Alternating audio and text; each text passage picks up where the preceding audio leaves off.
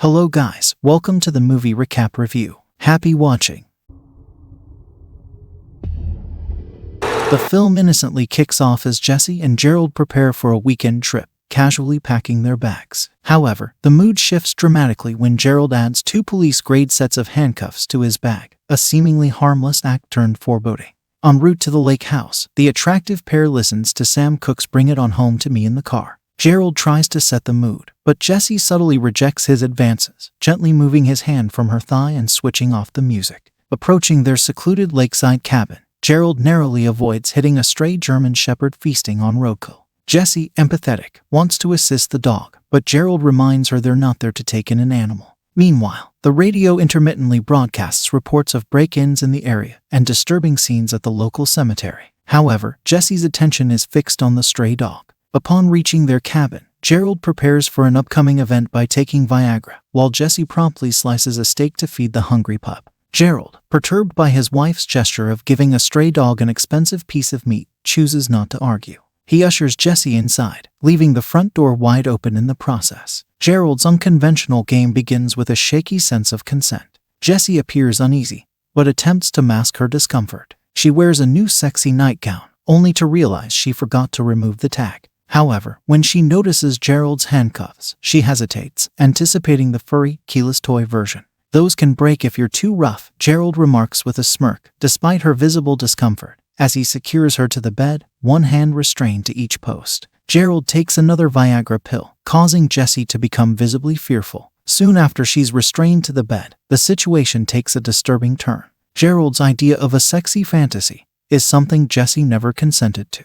That's why he prevented her from securing the front door to the lake house. Now, amidst Gerald's fantasy, Jesse wants it to end, but he refuses to stop. In the midst of their heated argument about their turbulent 11-year marriage and recent issues, Gerald persistently tries to engage in unwanted intimacy with his restrained and vulnerable wife. When he refers to himself as daddy, Jesse experiences a panic attack and, in self-defense, bites Gerald. Tragically, he suffers a sudden heart attack and collapses on top of her. As she tries to rouse him, Gerald slips off the bed, hitting his head on the tiled floor, and succumbs. Jesse, left cuffed to the headboard in scanty attire, is stranded with no one within earshot to hear her desperate cries for help.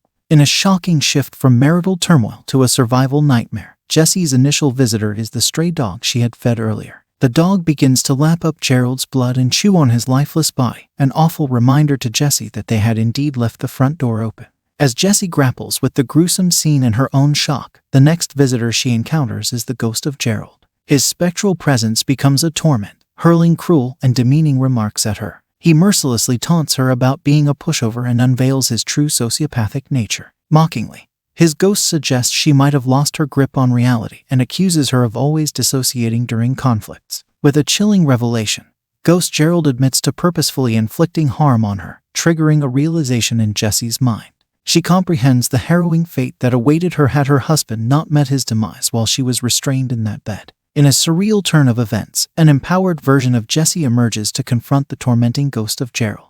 This resilient alter ego stands her ground, attempting to guide Jesse towards self-rescue. Amidst the haunting chaos, she reminds herself of a crucial detail. The real Gerald had left a glass of water within reach on the shelf above her. However, unable to bring it to her lips, Jesse's stronger persona points out the tag she had removed from her slip, a makeshift straw she can use. After managing a few vital sips of water, the overwhelming combination of adrenaline, cortisol, and dehydration proves too much for Jesse. Despite the haunting sounds of the stray dog gnawing on her husband, she succumbs to unconsciousness. Jesse awakens in the dead of night, her body aching as she takes a deep breath. In the dimness, she perceives a figure looming in the room's corner. Towering and skeletal, it emerges from the darkness, revealing a grotesque, wide-mouthed grimace and claw-like hands gripping a bag filled with an unsettling collection of bones and trinkets. Convinced it's another hallucination, similar to her visions of Ghost Gerald and her alter ego, she dubs it the Moonlight Man, repeating, "You're not real." As Gerald's ghost continues his verbal assault, using the hurtful nickname Mouse, a painful memory from Jesse's past resurfaces. The haunting moniker triggers a recollection of a distressing childhood event that she must confront to navigate through this new trauma. In the vivid flashback, the scene unfolds during the summer of a full solar eclipse at their family lake house. Young Jessie, at 12 years old, grapples with the recent experience of her first period, which occurred the month before. Tensions simmer between her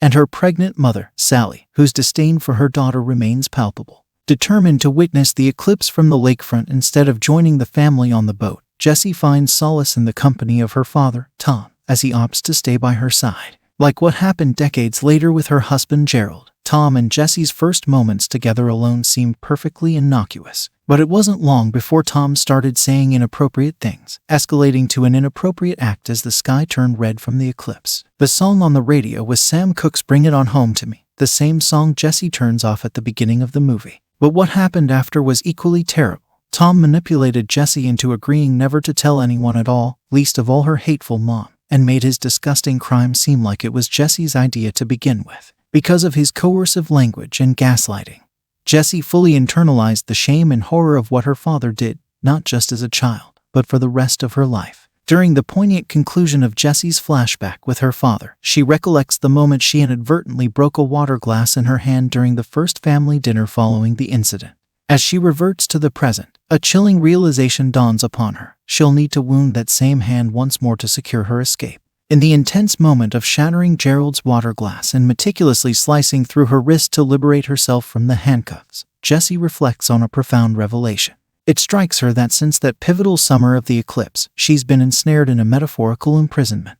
Her father's coercion into complicity with his abuse had shackled her, dictating a lifetime of preserving that dreadful secret. Moreover, she acknowledges swapping her father's restraints for those imposed by her abusive older husband, unwittingly trading one form of captivity for another. With determination, Jessie wrenches her mangled hand free from the right handcuff, hastily tending to the bleeding wound with makeshift pads before seizing the car keys. Yet, as with everything in Jessie's life, ease remains elusive. Her escape route from the house is obstructed by the Moonlight Man, whom she still perceives as a figment of her imagination.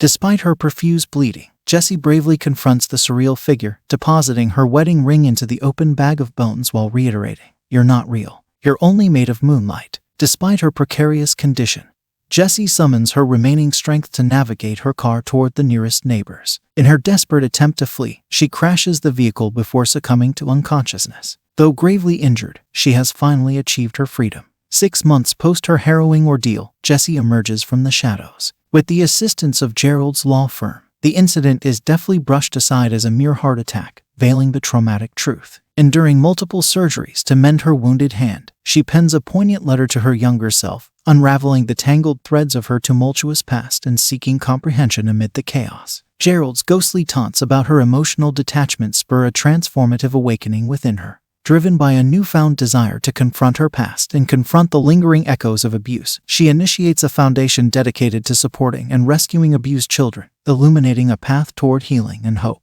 But Jessie still dreams in the red of that solar eclipse, dreams that include the Moonlight Man with eclipse eyes. She's puzzled as to why nobody could find her wedding ring at the lake house until the news about Raymond Andrew Jalbert breaks.